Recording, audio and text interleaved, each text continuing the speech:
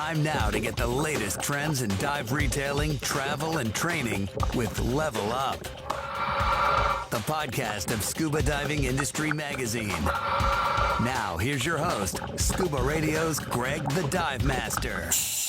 And welcome, that is me, but I'm here not for Scuba Radio. I'm here for the Level Up podcast, the official podcast for Scuba Diving Industry Magazine. The man behind the madness is our good friend, Willie Cline. Willie, how you doing, buddy? Hey, I'm doing great, Greg. Thanks for hosting another wonderful installment of the show. I'll tell you what, we got a full docket in front of us today. I look at the screen. I mean, it's more people up on squares than the Brady Bunch. This is insane. It's like Hollywood Squares. Yes, we truly we'll have the dive industry's true Hollywood celebrities on the show today. Yeah, and big guns, as always, but even more so today. So I'm looking forward to this. So first up, what do you got going on? Or do we want to talk to Britton first, or where do we want to go? Well, let's just jump right into it, because Britton and I just got back in town. So, Britton, I'm going to hand it over to you. Cool, man. Yes, thanks again, Greg. I've got a super quick show report from Beneath the Sea show. We did something super duper simple, but honestly very telling at the same time. We asked divers how they're actually using their local dive shops right now. And just within a small sample, we have about 14 responses. We're not trying to rewrite the industry here, but it is real, and it's an in-person feedback from active divers. But firstly, dive shops are very, very much so still in play. Every single person that we've chatted with and talked to said that they visit a shop at least occasionally. And about 2/3 said that they have a shop that they consider to be their own shop. So that relationship is still very much so alive. Secondly, it's how they're using their shops exactly. They're using their shops exactly like how you'd expect. About 79 are buying their gear there. 71% are using them for their services and repairs. So shops are still, that big hub for the equipment and other pickups as well. But really, here's the big part. We asked what really keeps you coming back, right? 93% said staff expertise, not price, not product selection, not travel programs, people. That was the most consistent answer across the entire survey. So that was the big takeaway. Divers might walk in for gear, but they're coming back for who's behind the counter. Who are these nutty divers? And I want to That's right. I want to hang with them. That's kind of that's what Scuba Radio is built on.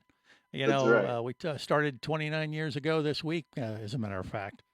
And I quickly learned that people cared more about, or at least I cared about, all the cool, crazy characters that were in the dive industry, and I wanted to get to know them, more closely.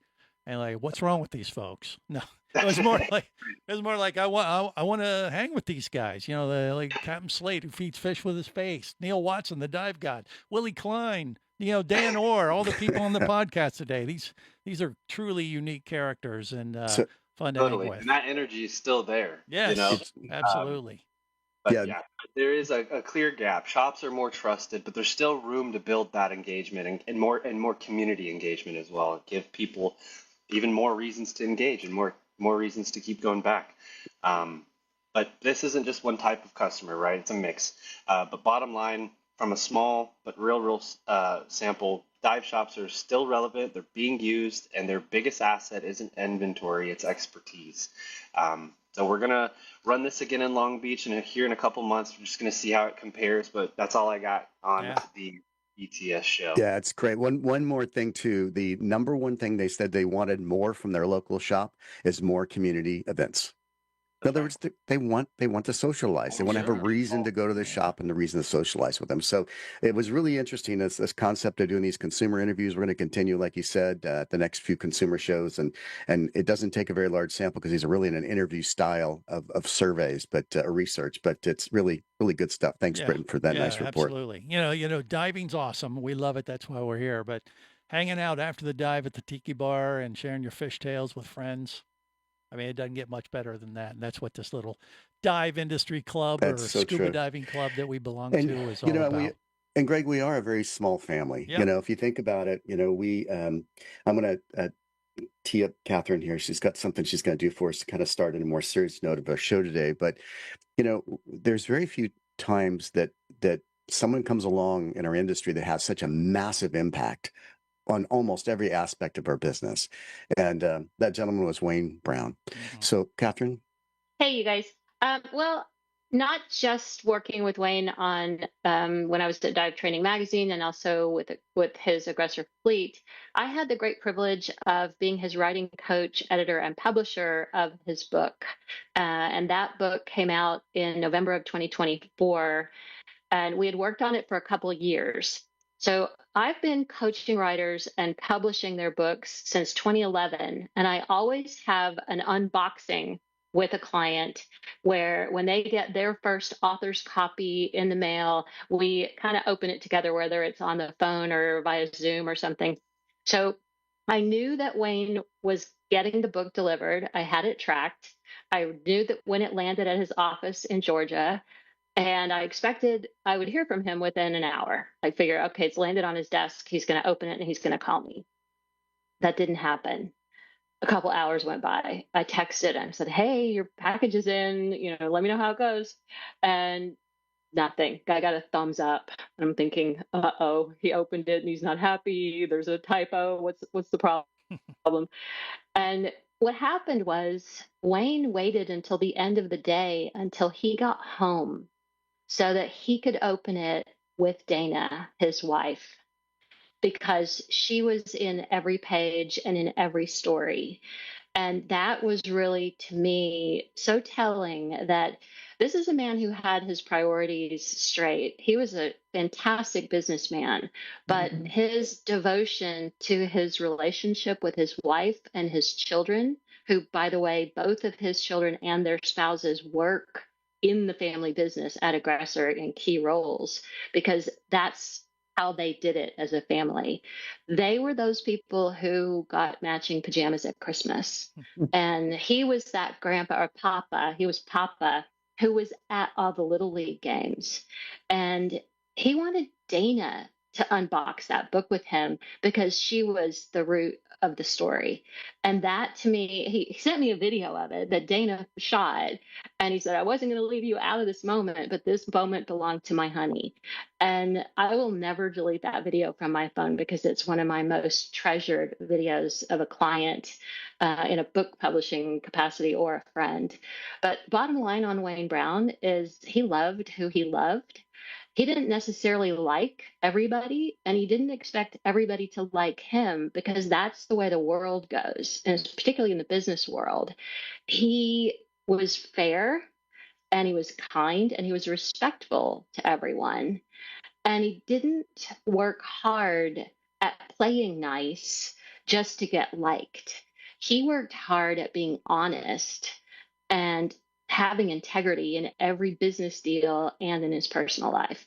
And that, to me, is the big takeaway on it's hard to talk about him in the past tense because he was so large in life and had such a big to-do list that I still can't believe he's gone from us now. But I'm so grateful that we have his book. And if you haven't read it, I encourage you to do it. It's not just a business how-to book. It's how Wayne Brown framed his definition of success. And if we can take anything off the pages in that book, I think each one of us has the opportunity for a wild success, Wayne Brown style. Love it. Yeah. Beautifully said. Why don't we just give a moment of silence for Wayne and his family? Thank you.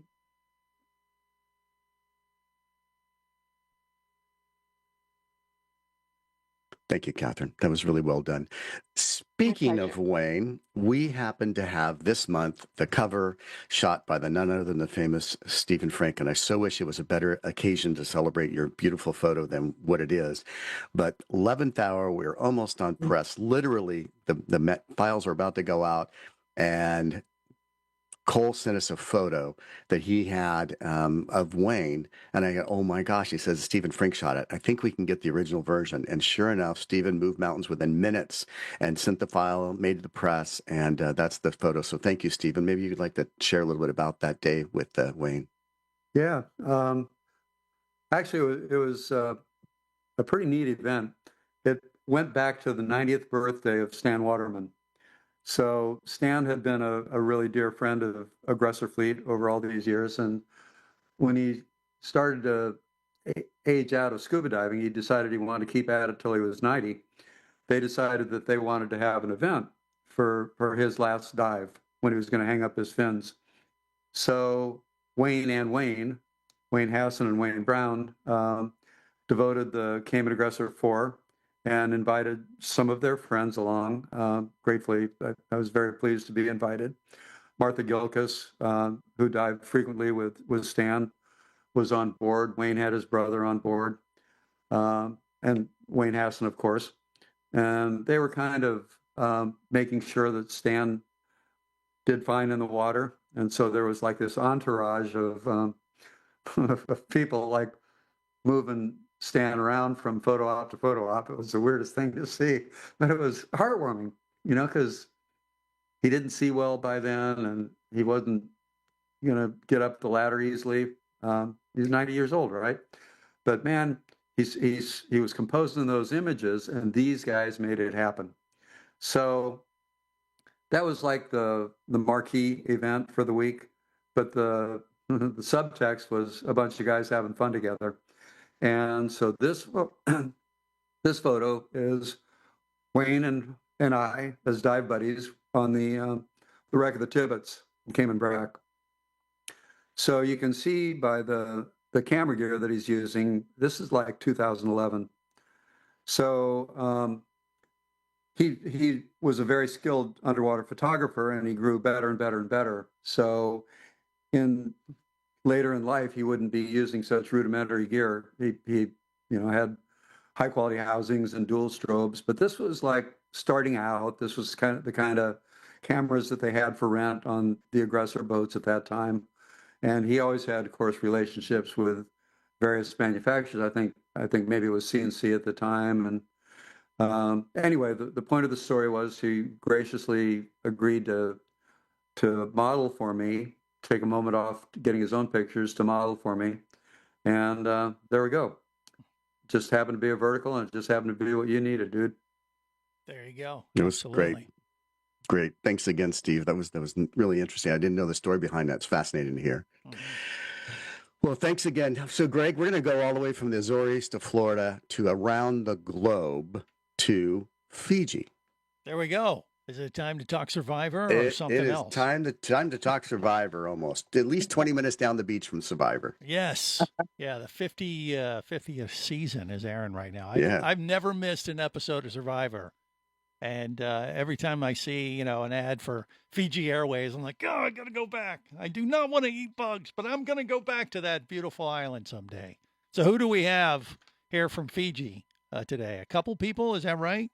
Or what? We have one. Go ahead. Oh, just one. Marina. Welcome, Marina. Yes. And where are you from? Where are you exactly in Fiji? So, yeah, thank you for the introduction. Thank you for having me. So I'm here in Vianney Bay in the heart of the Rainbow Reef, one of the top dive destinations in the world. And it's a beautiful day today, sunshine. It's summer, so everyone thinks it's raining every day. We got a cyclone every week, but actually that's not the case. Yeah. Well, year round, it's pretty good. Yeah, it's pretty good in Fiji year round. There's no doubt about that. So you've written an article for Scuba Diving Industry Magazine, page 44, part 6, how to blue your business and to make more green with the Dive Academy Fiji. So what makes your resort and the Dive Academy Fiji different from other resorts in Fiji? And you don't make just for the record, even though you're very close to where they film Survivor, you don't make people eat bugs and weird stuff like that. Leave that to TV. Is that correct, Marina? I'm just assuming. Yeah, absolutely, absolutely. And they are not shooting it right now, so. Okay, so we're safe. It's not on anyways. Yeah. So first of all, tributes to the article go to Gil Zeimer. He wrote the article, but he cannot be here today. So I'm filling in. And Yeah, I think what makes us different is not just one thing, it's the combination of different elements that are tightly knit together. Number one, the way we organize the diving. Number two, the resort concept itself. And then our approach to sustainability, conservation, and community support, which was also at the core of the article.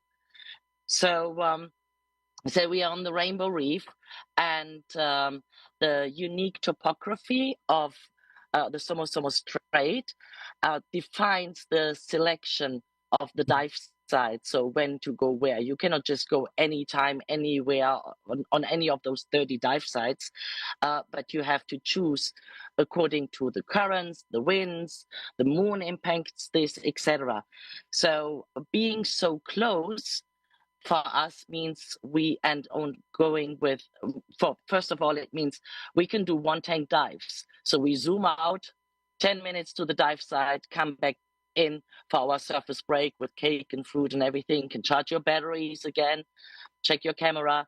And so we also take only 4 divers per boat, and we have way more flexibility to time the diving according to nature than any other operator here in the area, which means the Great White Wall, where some have a fixed schedule, we can dive it almost every day. We've been there over the last 4 days, even a night dive 2 days ago. So way more flexibility with the diving. And so we own also the only free diving center in the area. We are PETI 5-star, Eco Center, Green Fins member. We actually do have instructors on site. So when you book a course, you get one. And also our dive guides are all PETI professionals. Well, Marina, I got to ask you. So you're just down the street from where they film Survivor, even though they're not doing it right now. I know I keep going back to this, but I'm a huge fan. So Jeff Probst, he's a scuba diver. I know this. Has he ever popped over and say, "Hey, take me out there and feed me to the sharks for TV"? Nothing. You don't see him when you're out there. No. They haven't been here. We had some folks from Fantasy Island when they casted Fantasy Island, partly here in the Bay. The movie. We had some of the actors doing a Discover scuba dive, and they couldn't tell the producer because they were not allowed contractually. So they said they would go out snorkeling. So, but Johnny, my business partner, took them scuba diving. Oh, there you go. So, Greg, what's interesting about their resort, and this was really the crux of the article, was, and by the way, they've also done a podcast, another Marketing Minutes. If you look that on our website, you can see the full interview with Johnny and Marina. But what makes their resort so unique is that it's solar powered. Oh, really? And they even have a solar-powered desalination plant that not only supplies water for them, but also for a nearby school and the teachers. So it's very, very sustainable, as she mentioned, and that's what makes it really special. Aside from the fact that she's a cool person and it's a beautiful resort, I think it's one of the few in the world that are completely off the grid. Probably so. Is that right, Marina? Yes, so no road access. You take a boat from Taviuni, 20 minutes across and you're here. Means we arrange our water, so there is a spring, but that regularly dries up during dry season. We catch rainwater, and we have a small solar-powered desalination plant. And last year we secured funding from the German government to buy and install desalination system, the same one we have for the school, where the teachers live on site as well. So it's a primary school. Children come on the school boat in the morning, not a bus. They have the best view in the world. And so now we got drinking water for the children and the teachers here also during droughts.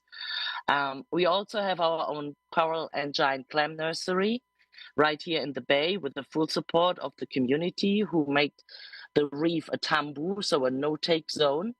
And we take guests there and local volunteers there, and we do education around conservation and organize cleanups. Not so much here because we don't have much rubbish in the bay. We more go to Taviuni and clean up the beaches over there because you need clean water to have a healthy reef. We fund spaying and neutering campaigns for the local dogs. We have a pretty big scuba scholarship program for Fijians to learn diving or even become dive professionals. Sponsor some sports teams like the rugby team here in the Bay. Support the school in various ways. That's very cool. So, Yeah, Marina, I got to say, you guys quite just a cohesive concept. Well, you don't have enough going on. I mean, it just doesn't sound like to me. Thank you for coming on the show. We really appreciate it, and have a good day. I know it's early in the morning there, so go get them. I think you have a dive master class today. You said you're doing. So, Greg, we're going to move from Fiji on the other side of the world. Thank you. Yes, you're welcome. We're going to Marina. cross over the North Pole. We're going to land in Denmark for our next guest. Yes, Peter Symes with us. Page 46. Yeah, how you doing? Again, sorry? Page 46. You wrote an article for Scuba Diving Industry Magazine Europe, a wreck diver's paradise with a few rules. So what kind of variety of wreck dive sites in Europe do they offer? That question will take me hours. Well, the floor is yours, my friend. Welcome. But I have a hot story right off the press that occurred today just off my city here. I don't know if you are able to see what I put on the screen here. Yes. But this is an article I just wrote. They just found another wreck, Danish flagship Danorr, from one of the battles of Copenhagen that took place here 225 years ago. This just happened today. Just to provide a little bit of a context where we are in the world, I can just, this is a map of Copenhagen. We are here in, why doesn't it shift? Sorry, wrong tab. Maybe just a little close this down. Where did it go? It was right there. I saw it. Yeah. There's a map. Yeah. All right. I lost the tab. But on Danish television news today, it says up here in the top, archaeologists can reveal a ship from a historic seabed was found off Copenhagen. And this is just off the harbor. Here's an ancient map of the old city center, and I live right there. So this is like a square mile. Mind you, this is like 225 years ago, so Copenhagen was not bigger than a little village at the time. So what happened, this is a historical context. In the early 1800s, there were two big power blocks in Europe vying for dominance. You had the French in the middle, and you probably all heard about Napoleon, who conquered much of Europe, and opposed to him to the west were the British, and they were allied with the Russians. In the middle, we had the Danes, and they had one of the biggest fleets in Europe. It dominated the Baltic. And Danes tried to stay out of that conflict and keep neutral. But the British were very anxious that Danes would either side with Russia or Russia would come down and conquer something. So they tried to preempt that whole situation, and they sent Nelson of Battle of Trafalgar fame to engage with the Danes. So a British fleet came around northern Jutland into the Danish seas, and there was this big naval battle outside Copenhagen. And there was just a lot that just blew up. And one of these big ships of the line, which is a term for the battleship of the day, were just gone to pieces and blew up. So you can see here in this old painting, it's like let's go kablooey. Let me see if I have a map here. So this is all just tall ships. And how deep are these? How deep are these wrecks there? These are just like. Let me see if I can bring that map up again. They're just here we go. So here we have the seaway between Denmark, part of Denmark on the left, and Sweden. So this is Øresund Strait. It's one of the three outlets from the Baltic. You can see you've got Øresund, the Great Belt, and Little Belt over here, and all of this on the right of the Baltic. So the waters between Denmark and Sweden is not very deep. So what happened, if I center this, now you can probably compare it a little bit with this map I had before. Where did it go? Oh, this map. North is up in this upper right corner, but you can see the old city center. There's a little star there. That's a citadel, and that citadel is right there. So this battle is just outside here.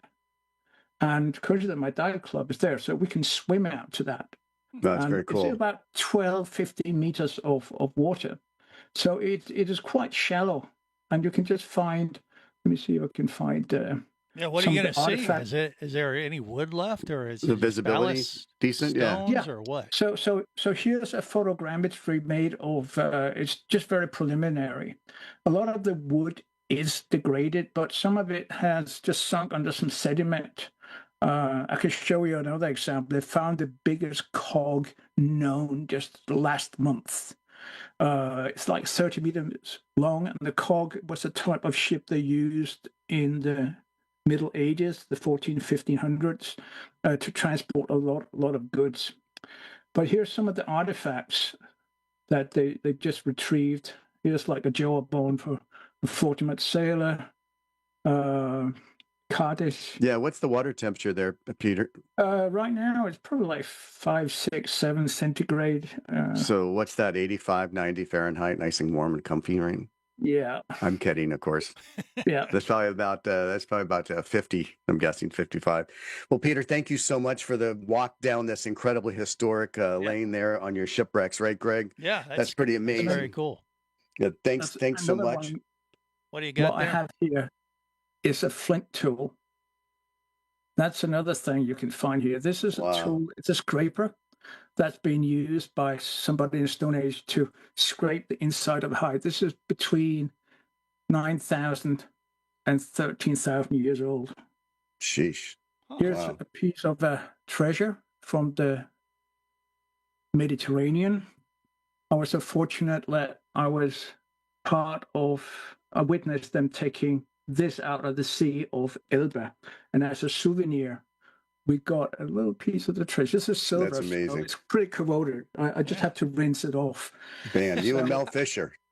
Peter's doing like show and tell today. I love it. That just spans a couple of millennia and a couple of geographical areas in a few minutes. Thanks, right. Peter. Thanks for your great article. I really appreciate it. And we're going to move, unfortunately, from the beautiful, warm tropical waters of Denmark to the mountains of the beautiful, actually the opposite side of Jackson Hole, which is Driggs, Idaho. Yeah. And it's snowing. Danorr, the man. It's snowing. It is snowing. It is snowing, really? Yeah, oh, geez. Glad I'm not you, Dan. But look, page 32, building a safe and enjoyable buddy relationship for traveling divers. Danorr's here to tell us all about it. So what is an Insta-buddy, and how do you prepare for one? It's a tough thing. I mean, like a lot of us, we do a lot of traveling, and sometimes we don't have the opportunity to travel with our favorite dive companion. So you have to make a relationship when you go somewhere. It's different depending upon your dive site. So if you're on a liveaboard, you generally have a day or so to get used to somebody and learn about all the people that you're with. Or if you're at a resort, you have the same thing. But a lot of times you may be on a six-pack where you have a day charter where you literally have to do that Insta-buddy, where you really have to make a decision on who you'd like to dive with. I don't really like the fact that somebody would assign me a buddy. I prefer to select my own buddy. But when you do that, I mean, I want to make sure that I'm comfortable with that person. I want to make sure that person is comfortable with me. So what I'll do is I'll strike up a conversation and I'll talk to them about the dives they've done. And a lot of times, as I said in the article, I hear, well, I've been diving for 10 years or 15 years or 20 years. That makes no difference to me whatsoever. Just because you've been carrying a certification card around for a while makes no difference to me at all. What I want to know is, tell me about the dives you've done. When was the last dive you did and where was it? How was that dive? Because sometimes there are places where I've never been that I'd like to learn about them. And so it's not too difficult to get divers to start talking anyway. The difficulty is getting them to shut up. That's why we go underwater. Then we can't hear them anymore. That's so well said. And then what I'll do is I'll talk to them about the dives they've done. And then what I do is I kind of go into the phase where, well, show me the equipment you have, because I want to know about the equipment that they have. And so that way I can learn about their equipment. And I also like to configure my equipment along with that person. So we kind of learn about how we each other configured our equipment. And sometimes they have something or do something that's a little bit different than what I've seen before. And so it could be a good learning experience for me. And that way I can help catch errors. They can help me prevent an error. And so I think that's very, very important. And then we talk about the dive plan we're going to have and talk about the stuff we're going to do during the dive. And I tend to let people know that I tend to be a very slow person in the water. I want to enjoy every minute of that dive. And then I also have this sort of no-fault approach to calling the dive. Because sometimes people hesitate to call the dive because they're going to kind of upset somebody or ruin their dive. Well, I want to make sure people know when I say the dive is over, I raise my thumb. There's a reason for that, and the dive is over. And there should be no repercussions. So if that person wants to call the dive early, that's fine. That's no problem whatsoever. And also, I like to go over hand signals, because a lot of times you find people have pet hand signals. I was actually diving with somebody in a quarry a number of years ago, and when we got to go through our dive, we got to the bottom, and we got near the end of the dive, and that person put their hands around their throat like this. So I thought they were choking. I grabbed the person, brought her to the surface, and as soon as I hit the surface, she spit out a regulator and cussed me out. She said, "What are you doing?" And I said, "You were choking." She said, "No, I was low on air." And I said, no, that's not a signal I've ever seen low on air. And she said, well, I dive in these quarries up in wherever it was, Michigan. And she said, I've got a black wetsuit glove, black BC. You can't see my hand here, showing you that I'm low on air. So that club and that individual developed this hand signal that they use, a pet hand signal, which I had no clue what it was. And luckily, see, I would have jumped in and all right, let me check this signal out, because Heimlich. Yeah. So I want to make sure everybody has a good time. I have a good time. That person has a good time. And I hope at the end of all that, they're going to look forward to diving with me again.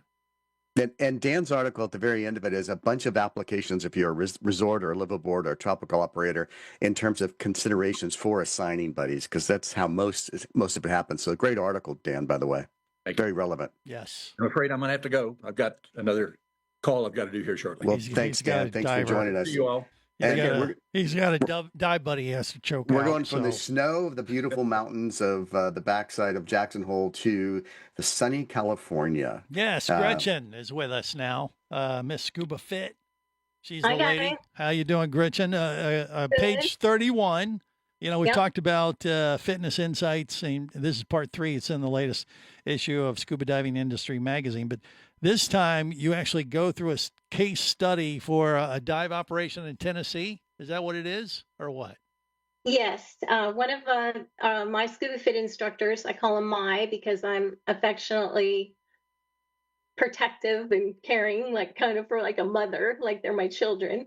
And Danny Fugate has alpha divers in Knoxville, Tennessee.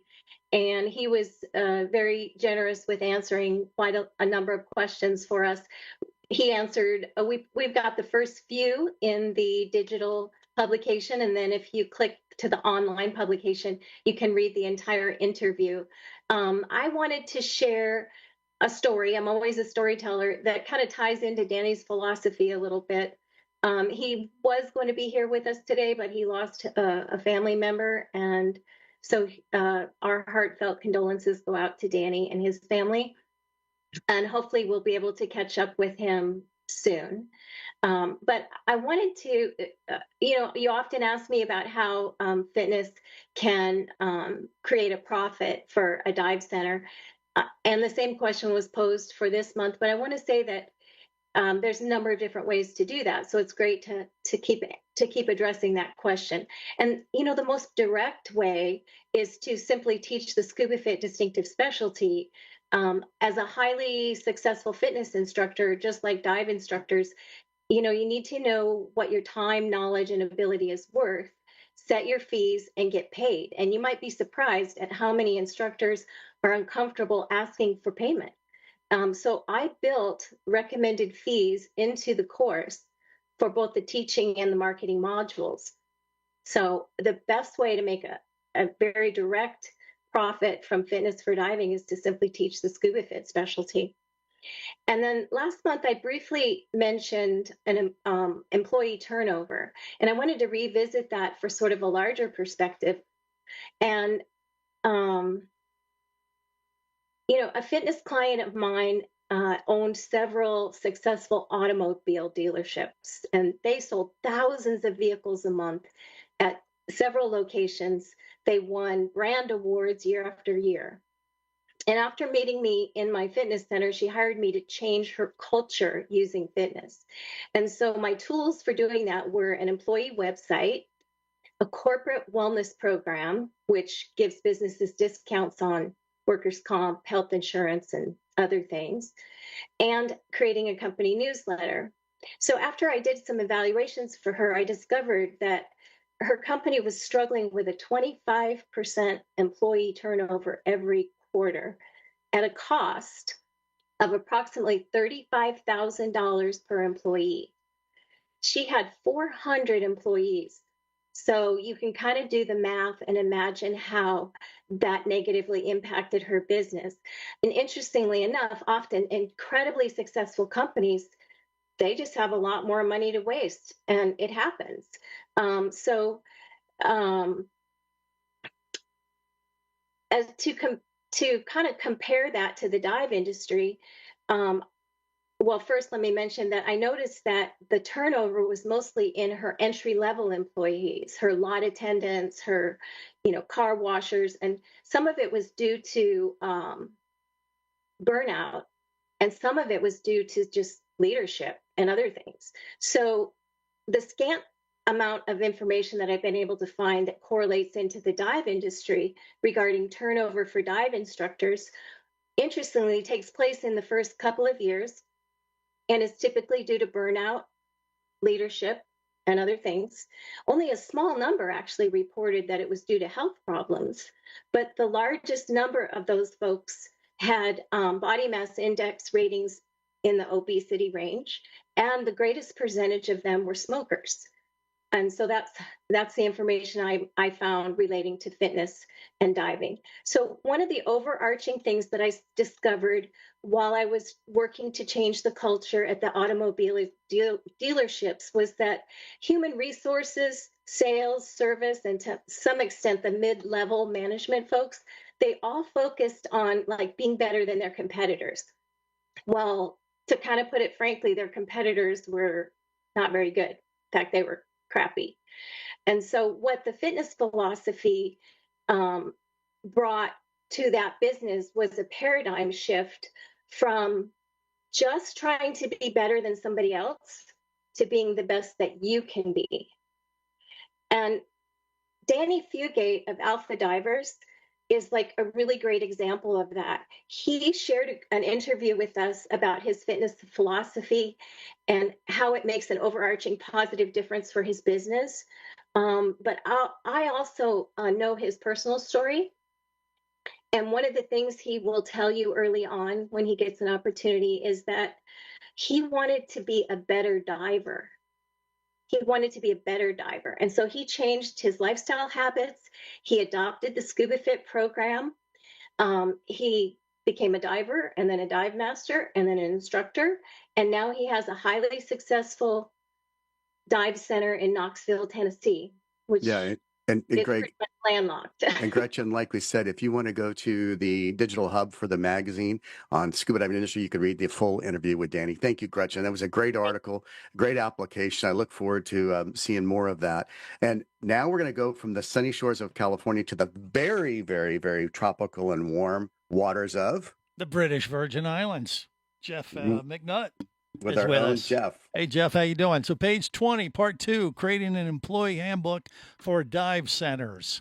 So how do you do it? What makes it different, between an employee handbook and like an SOP or something like that? What can you tell us? That's right.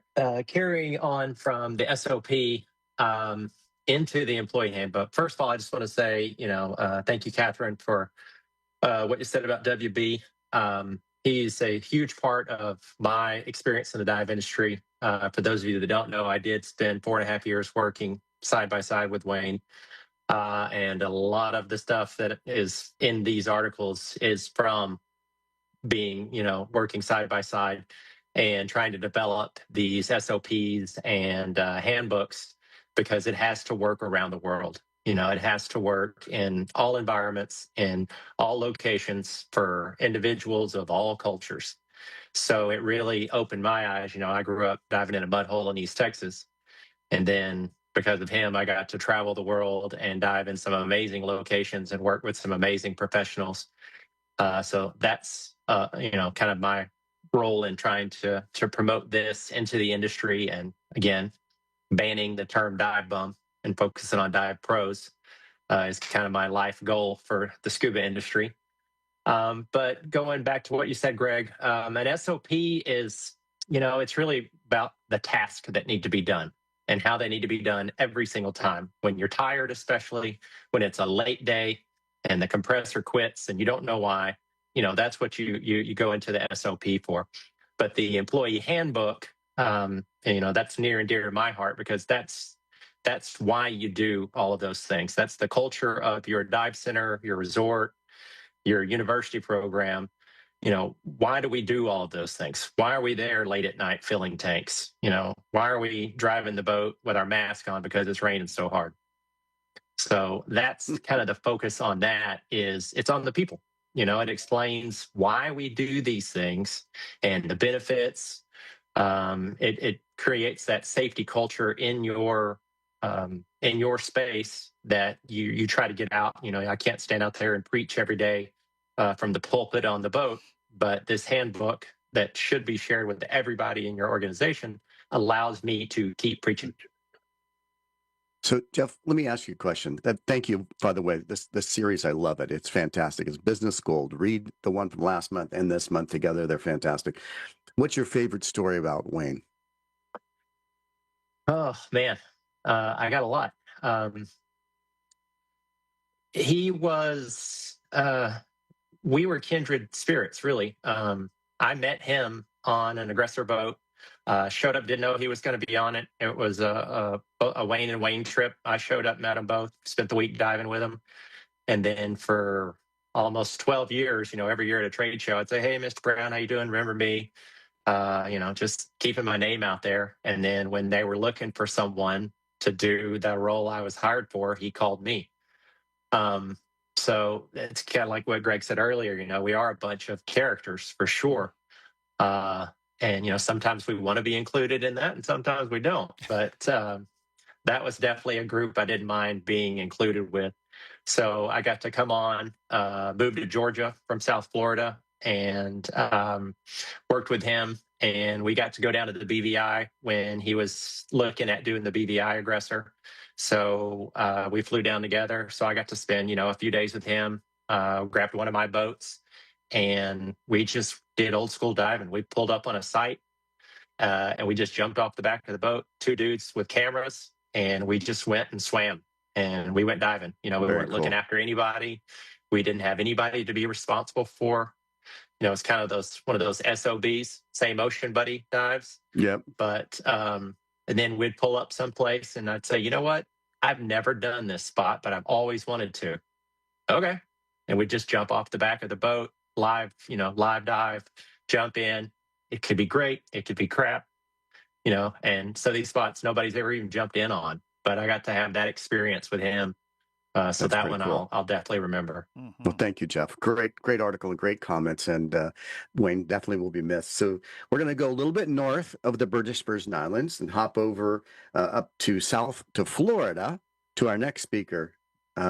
Greg? Is that where Kramer is? In Florida? Yeah, I had it wrong. I thought he was in New York. Turns out he's gone south. All right. Well, he's probably better off for it. So page 39, the invisible thread, why the ocean is your next breath. So what does, I feel like I'm setting up a joke here. What does a person in the Andes, the Sahara, and Jersey have in common?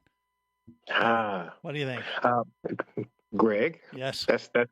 That's the question and the answer. The answer, okay, right, I thought for sure there was a setup of a joke here, but right. Walk into a bar, that kind of thing. But Right, okay, exactly. all right. The thing everybody has in common is that we all breathe, and we all breathe as a result of our connection to the ocean. The ocean is responsible for over 50% of the oxygen that we all breathe. So trying to communicate to every living being on the planet that wherever it is that they are, right, whether they have ever even seen a body of water or not, that we're all connected. And the challenge is that because people can't see it or have never been near it, they don't feel like they have a connection to it.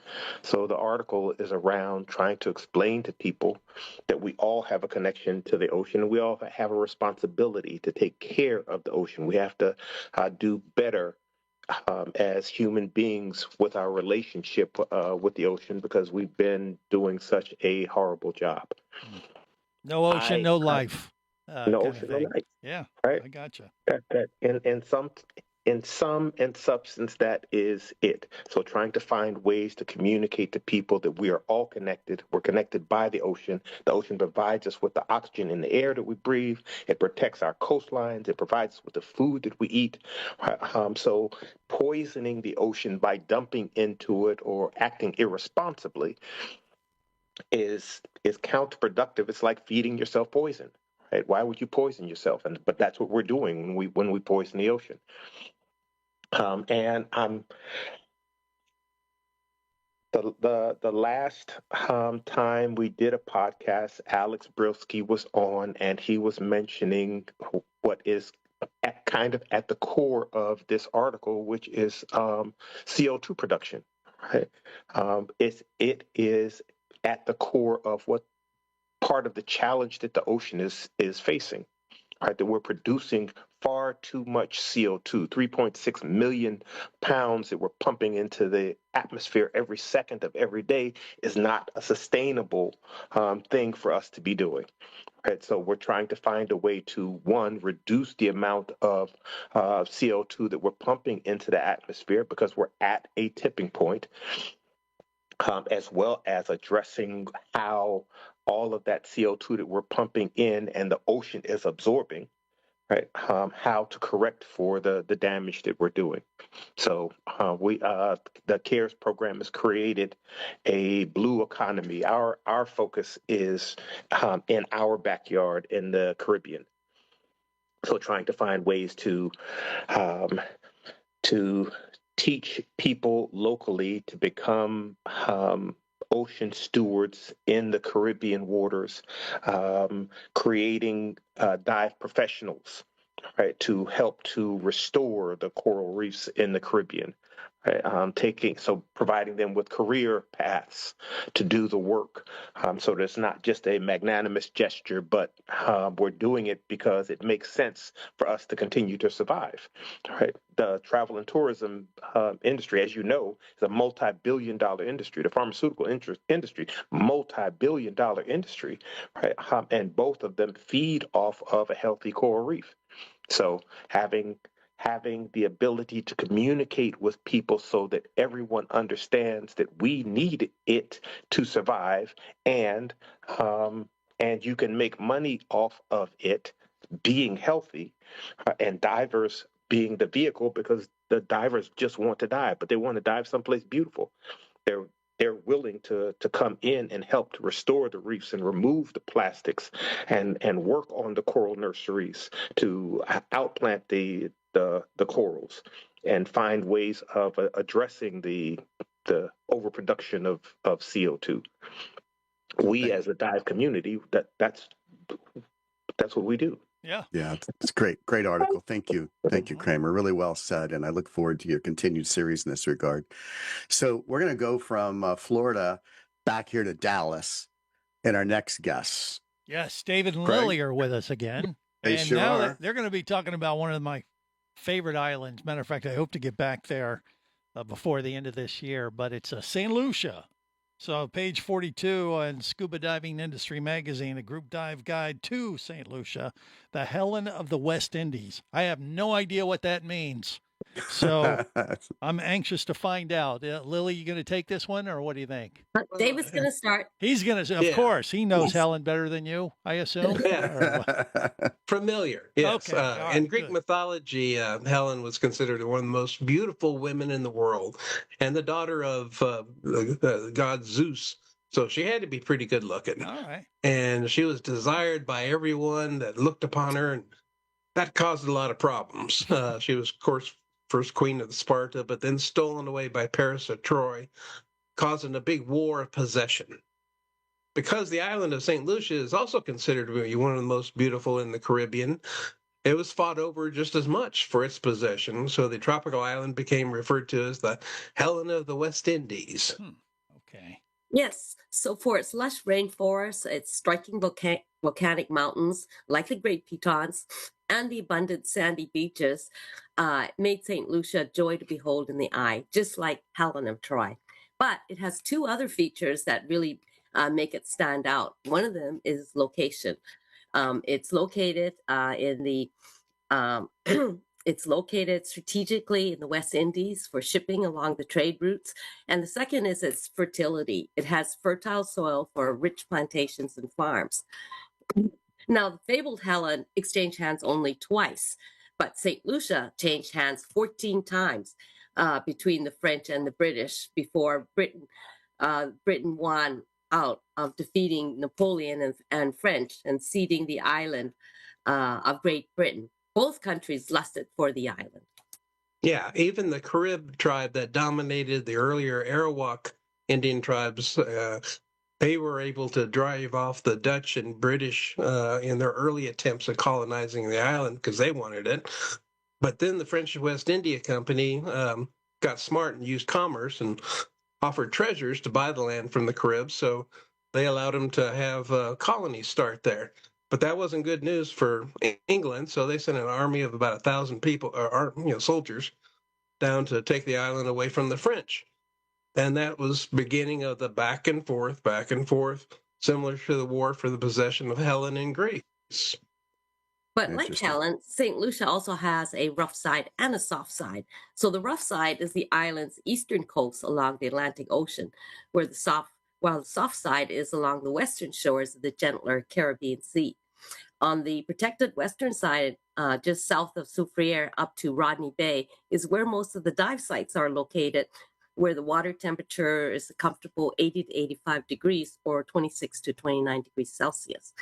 Many of the dive sites are sloping reefs that drop off to the depths from deep walls, but there's also many underwater pinnacles to explore and even some shipwrecks, like the Leslie M cargo ship that sank 40 years ago and now is abundant and full of marine life. A newer shipwreck, the Vicky B, sunk in 2018 near Anshan, is an artificial reef. Yeah, you have a wide variety of hard and soft corals to see in all these sites, along with most all your typical Caribbean fish and crustaceans. So the beauty of Helen extends below the waves as well as on top. The crabs and lobsters really come out at night, along with another strange creature called the Thing. This is a segmented worm or like millipede-like creature that resembles like a giant fireworm, but well over a foot in length, and some say sometimes up to 10 to 15 feet in length. Wow. And the Thing is quick and it avoids dive lights, so you're only able to see a glimpse of it before it, scurries off into the crevice. As a matter of fact, it's now in the fish ID books, but it's called the Thing.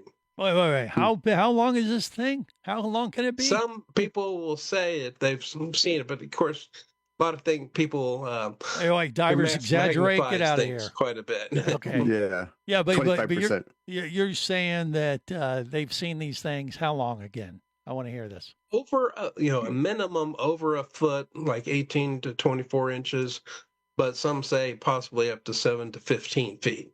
Well, 7 to 15 feet. That's like a fish's tail there, right there. That's freaking Loch Ness monster size here. Come on now. We actually have seen it on a night dive, but it was very quick and I couldn't get a photo of it. And so does it a hard shell or a soft shell? It's an animal. It's more of as part of a worm species. Okay. But more like again, it has little legs and looks like a millipede kind of thing, and it's got a little fuzzy face that has little tentacles on it. All right, I'm going to add that to the list. I got to see one of these. That's a new one for our show. Yep. Thank you, David and Lily. Great article on St. Lucia. Great writing. And thanks again for covering that destination. I love this series you've been doing. A really great job. Dominica last month and this month in St. Lucia. So thanks again. I think we're going to have to do an entire article on the thing. On the thing. I'm now interested. I'm going to put Britain on that. I want to make him do some deep research on the thing. Wow. So now we're going to go from our great friends, David and Lily, to back to the dive shop floor. Yes. And I love the series that Jeff Cinciripino has been writing for us. It's just been, if you're a dive shop out there, read every one of his articles. You can go to the back of every single issue on Flipbook especially. Go to the very back, there's an index, and it's all indexed by category and retailing. And Jeff has an article almost every single month with something from the retail and the retail gold, and it's just great information. So thank you, Jeff. Yeah, page 27. To discount or to not discount? That is the question. Did I do it right? Did I do it justice, Jeff? There you go. Very good. That sounds good, Greg. Thanks. Yeah, it is a question, right? Are you going to discount, and what are you going to discount? It's a hard one. And small businesses, every discount you provide to a customer, that is not only impacting your top line and can have dramatic impact, but it's also impacting that bottom line and your cash flow. And I was always a stickler at the shop for looking at that cash flow and making sure that it's where you want it to be. So I'm not going to say that you should never discount. I mean, obviously we have sales, we have things to drive people into the store and things like that, but it has to be done with some forethought. What are you going to discount? When are you going to discount? And why are you going to discount? I think, Britton, when you talked about why people come to the dive shop, it's not because they're getting 10% off of a product. It's because they're coming there because they trust you and they value the people there, and they're willing to spend the money and get the product that they want. We don't have the luxury of having the ability to do loss leaders like some of the big companies do, to get market share and to get pricing. They have deep pockets. You got to remember, you bought that product that you're selling. You've already paid for it. You're not getting a discount on that product anymore. But if your customer is, that's coming right off the top. I think you have to look at it and say, okay, I've got a strategy behind why I'm going to offer discounts and when. And I would say, if you're a dive shop owner out there and you're not sure about how things have been discounted, go back and look at your books. Go back and look at your sales and see what's been discounted and for how much, and then take a look at how that might have impacted your bottom line. What would you do with that extra money? What would you do with that extra cash in your pocket? I think some things, as I was researching this article and looking for some stuff, you got to realize that, a couple things. If you're discounting, are you in a race for the bottom? Are you going to be the cheapest people out there, whether you're discounting your courses or your product? You're going to be looked at as probably a discounter. And then the second thing is, if you got people coming in and they're bargain hunters, they're not going to stick around. They're going to look for the next bargain, go online or whatever. So to discount or not to discount, yeah, that is our question. And I'd say take a look at it. I talked to dive shop owners, and some of them are like, no, never offer discounts. Even other industries like bike shops, nope, we never discount because we don't want to be viewed as that low-end vendor. And, we'd rather see that our people come in, we'll offer them some sort of value. And I give you the example. Added value, right? Yeah, we give you the example, if you are going to discount, take a look at something, and people tend to have a better appreciation for getting something for free. Right. Or like I did the example of that regulator bag. they forget about the 10% discount on the regulator up front. But every time they pull out that regulator bag and they've noted they've got it for free, they're thinking about how you took care of them. Yeah, and 10% on an $800 setup is $80, and the bag might have cost you 15. Yeah, so it's really how you can drive value. So ask yourself if you're going to discount or not discount. Do it, but do it with some strategic direction in mind. Jeff, you had your three kind of points at the very end of your article were so pointy. The third point is, will it really increase loyalty? Because you say bargain hunters don't stay around. And I mean, that's a real key there. And that little mini survey that Britt and I did really did point. In fact, we specifically put on there, what would you like to see improved at your local shop? And one of them was lower prices. And out of the 14, I think only one or two ever said that. It was really all about the connection with the staff and the service. So you're so spot on about discounting as well. Yeah, thanks. Appreciate it. Yeah. Thanks, Jeff. As always. All right, up next, Tec Clark, the scuba guru. He's the man. Page 30, part 3 of his series on the university system as the best place to develop dive masters and instructors. That's the question. I assume it's the university system that we're going to build from. Is that right, Tec? You know it. Yeah. I mean, think about it. For those of us that went to college or university, some of the most formative years in our lives happened there. Some of the best relationships we had, the strongest mentors, all existed when we went to our college or university days. And if you think about it, it just kind of ties in with what we in the dive industry consider as leadership development, that dive master, assistant instructor, right? And so when you look at that, so many people are going to college for personal growth, intellectual growth, critical thinking, networking, self-discovery, all of those things are huge.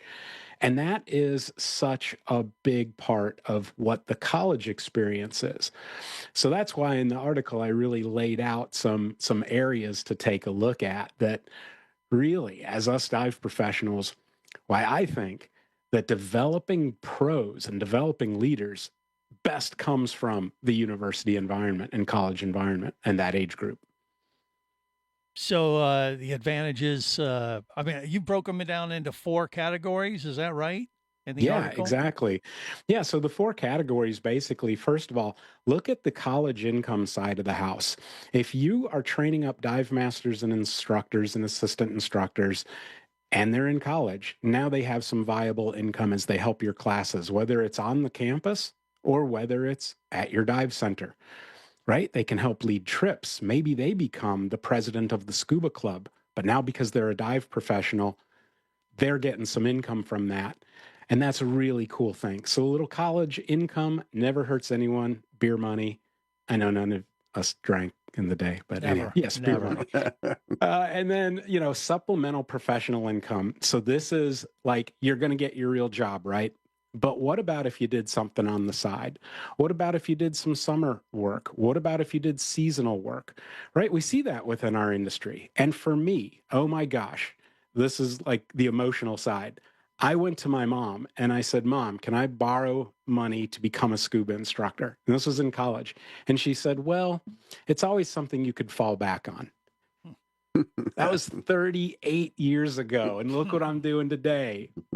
Hey, not to mention... I won't say I'm a dive bum. Yeah, well, we all are. I won't say that. But you see what I'm saying? It's like, I would rather be with you guys than in suits and ties and everything like that. And it's great. And so I think that's a huge part. And then the third one is the professional credential side of the house. When you've got kids that are going to university for biology, marine biology, and environmental sciences, these all can wrap up, especially in the scientific diving community, with professional credentials. Now you come out, not only are you a diver, but you're a dive leader. That opens the doors for people to become dive safety officers, not just a scientific diver. So that's really cool. And then finally is that whole build the strong relationships. Dive Master is not an easy program. Mm-hmm. If we're doing it right, we're really challenging people to get out of their comfort zone in physical skills and risk management, in public speaking. All of that is part of that development. And how cool is it to do it alongside other students that you're going through. Some of the best relationships that I have to this day are from my friends in college. And I think a lot of us feel that way too. So to go through a leadership program with a best friend, or even someone as acquaintance, you'll be best friends pretty quick. So those are the four things that I think that are just really a great rationale for why we should be targeting college age, college and university students to be in our dive master and leadership programs. Yeah. And if you're a dive shop out there and you are interested in getting into that world, Tec has a course that you can take. It's linked on every article he's writing. Right. Take a look at it. It's money well spent. It's less than the cost of a night in a hotel in most places, and you get an incredible education that can get you started, plus some personal consulting time. And yes, it's a commercial for Tec because every dive shop has a university or a college nearby, and they all should be capitalizing on his concepts and his opportunities. So thank you, Tec. Great series, by the way.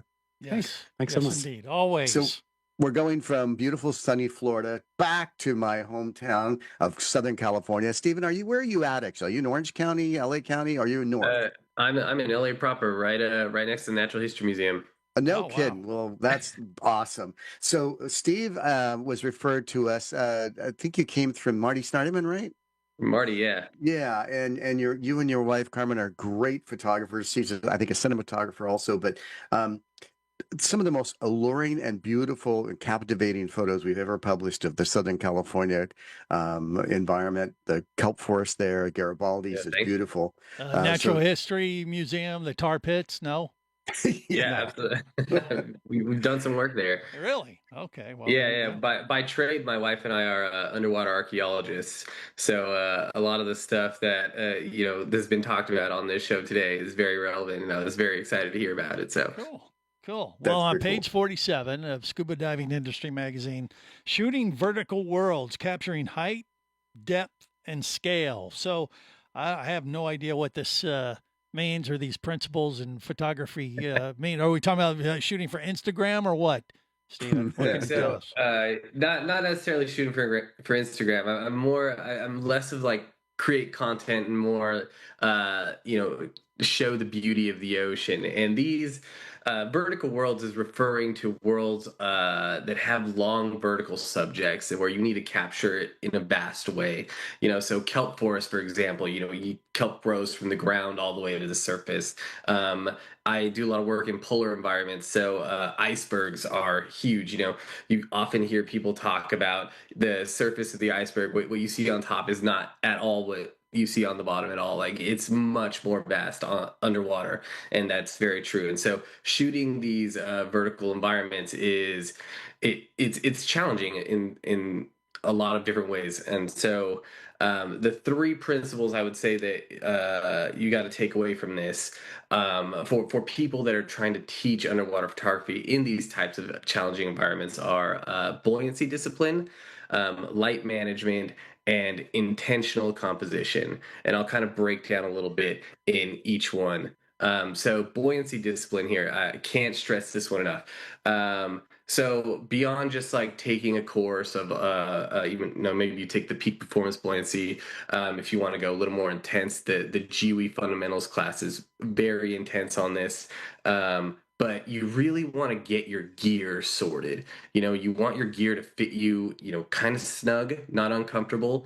You want to be able to just hover effortlessly with your arms out, with your legs kind of flat. You don't want to be pulled in any direction. You just want to be able to sit there. Dive Master course is great for this. In your Dive Master course, you have to learn to just sit there without moving, cross your legs type thing.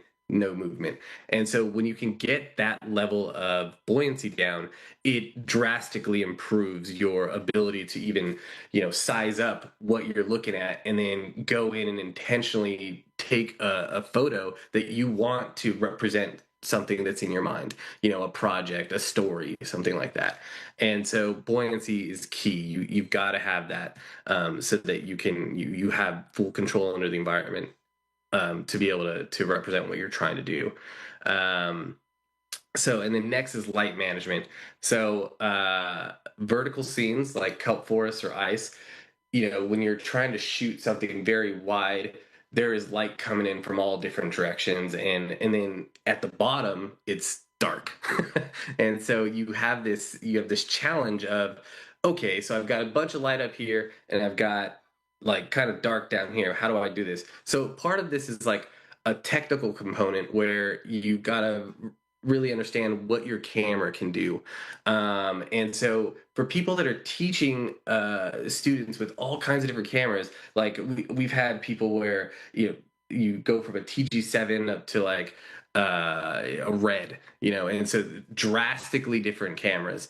And Backscatter actually has some really good information on a wide array of cameras. So for instructors out there, definitely check those out if you haven't already. But you can really kind of before your class hone in on the different components and aspects of cameras so that you can cater some teaching to those people.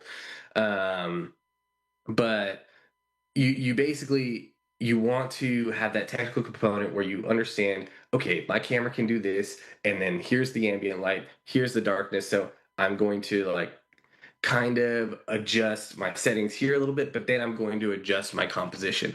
So for example, you've got a lot of sun rays coming in, your kelp is beautiful there, but it's a little dark. Maybe you put the kelp in front of the sun, angle it up just a little bit, and then all of a sudden, like, you have nearly even ambient light across your whole frame. And then you get a nice subject coming in, like a Garibaldi or something if you're in the kelp forest, and you've got your strobe placement good, you light up your Garibaldi, you've got your sun rays, and your kelp is beautiful and nothing's overexposed. You don't have any blowout, and your shadows aren't just black. So that's the kind of thing you want with light management. And again, buoyancy throughout all of this, because you're trying to adjust and compose it right and get your strobe placement, super important. And then intentional composition. So to tell a story, you want to guide the viewer's eyes through your photo, right? You don't want to just take a shot. You want to make sure that what you're trying to do with your camera is being communicated to the other person. Because a photo, you can't speak words. The photo is speaking for you. And so you really want to make sure that the composition you're doing is intentional so that you can communicate whatever you're trying to tell. And if you want to see an example of this, it's on page 48. It's exactly what he's describing. It's a beautiful vertical kelp shot. The sun's beautiful coming through the kelp. It's just a really well done. Excellent, excellent photography, Stephen. Yeah. Thank you so much. Appreciate Great it. picture speaks 1,000 words, something like that. I've heard that somewhere. Yeah, exactly, boy. Yeah, and good stuff. And a great day on Scotsman's Cove. I think it's still called that now. It's called Crystal Cove, I think, down there just south of what is it, Corona del Mar, north of Laguna. Can just be spectacular on a great day. So fantastic. Yeah, that's wonderful. So thanks again. I'd love to have more of this kind of concept from you, because I think professional photographers and dive instructors like myself that just happen to be a photographer are learning more about the craft. Yeah, I want to see those tar pit shots. That may just be me. He's going to send me just a black screen, but that's fine. But yeah, good stuff today there, Willie. Yeah, so we got 2 more articles to do, both of them that I wrote. And the first one is on page 28. It's Dive Masters as Brand Ambassadors, not just safety monitors. And this series I'm doing, this is a 12-part series, and this is the third of 12 parts. And it's a program I developed working throughout the Caribbean called Delivering Extraordinary Service. And it's really it's a series of philosophies and how to deliver service, especially if you're in the resort operations of any kind or any kind of or operating a boat. But I've often said this from my pulpit, if you want to say, on the back of a dive boat. I've encouraged dive masters that you can learn more from talking to a customer for a few minutes than you can learn by watching them try to fumble with their gear. And I use this analogy of being on a liveaboard in the Galapagos, and this lady was fumbling with her gear on the back of the boat, and the dive master was kind of just, you could tell he was just had this idea that this person had no idea what they were doing. They shouldn't even be here. And she turned around and says, "Could you help me?" And he says, "Well, what? Yeah, this is an advanced dive. Are you sure you're okay to be here?" She says, Oh yeah, this is my 18th liveaboard. I don't ever assemble my own gear. They always do it for me. And so you can't drudge just because someone fumbles with their gear. It goes back to what Dan said. That doesn't tell you really anything. It's kind of like, going to Avis to rent a car at the counter and they say, okay, that's fine, but show me you know how to check the oil. Well, I assume the oil's already full, right? Or check the tires.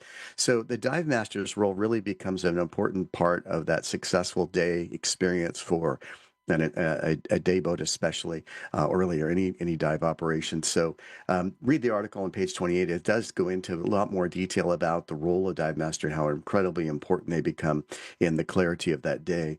The second article that I wrote has actually become the most popular article in this issue, and of course you would expect it because with the war in the Middle East, we've seen huge travel disruptions, not just in the Red Sea, but it just so happens that Doha is one of the most common jumping off points for Far East for all of Europe and all of the Americas. So it's disrupted this huge, massive travel that we use to go through the Middle East to get there. So a few weeks ago, we launched a two parallel surveys. One was we asked dive professionals all around the world, travel sellers, how it's affected you and your customers. Then we launched a simultaneously consumer version of that and have both those results starting on page 12 of the issue. And it's called How Geopolitical Events Are Shaping Dive Travel Confidence. We saw an 80% disruption rate among travel sellers.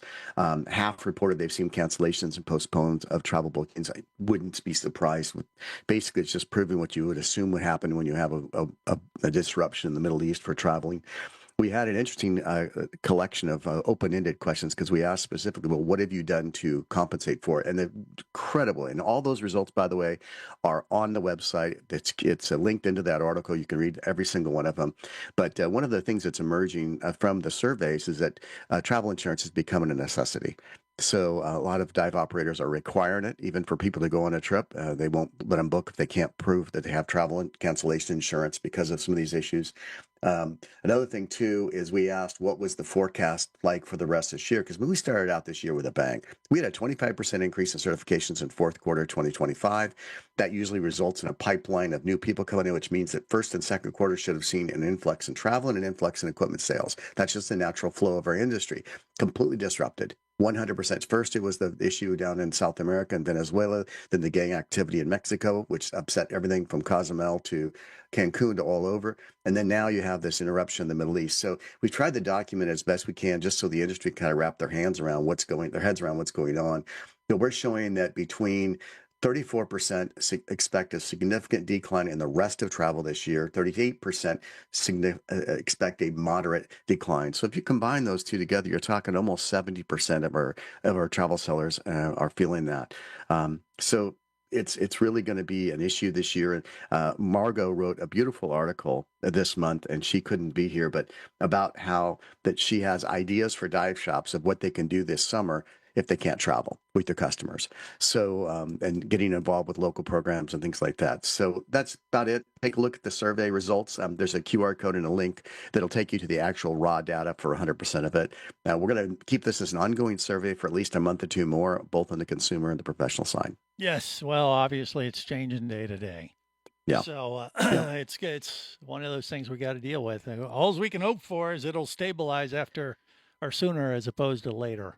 Yeah, boy, the longer it goes, and then I haven't covered the fact that when you have oil at $120 a barrel, we all know what happens with airline prices. Right. We know that the fares are just a matter; everything's going to go up. We haven't even covered that issue. So, if you haven't booked air travel right now for a vacation this summer or this fall, I sure get on it because that's going to affect everything from your miles that you're trying to book with to the actual cost. Well, like I said, hopefully we'll get over this hump sooner as opposed to later. One can cross their fingers and hope for the best. Well, on that note, which isn't the most optimistic one, I guess we've ended on in the past. No. It is probably about time to wrap it up. You think, Willie? It is. So next month, we've got some cool stuff coming in. We've got a new article coming in on a Diver's Guide to Malta by Michael and Chris. They did the dive guide to the wrecks of North Florida, and they also did the dive rebirth of the Florida Keys. A really great article. We have another one of Alex's installments. Of course, they're fantastic. We've got danorr with his next safety article. So Tune in next month. It's going to be a great article. Great issue.